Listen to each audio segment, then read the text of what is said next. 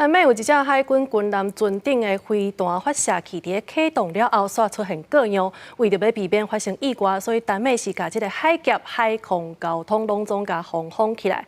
另外一方面，这丹麦的参谋总长3月伫红海进行维安任务的时阵，因为军舰武器系统出现问题，落尾是互人入关。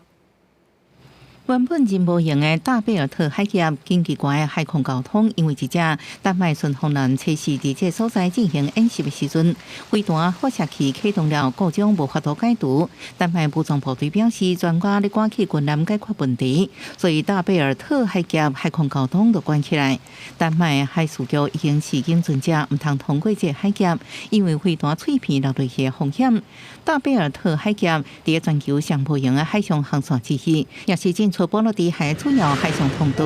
另也门的青年运动组织继续用飞弹、无人机、无差别攻击红海水下冲船，直接包括国家拢派出海军去维护航道安全。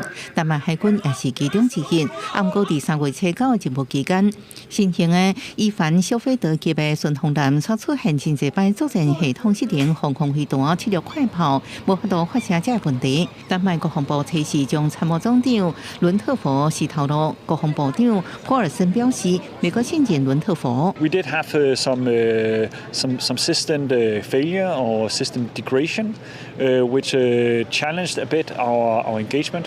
But at no time during the engagement were we left defenseless. We have redundancies on board, so we were able to continue fighting and neutralizing the threats.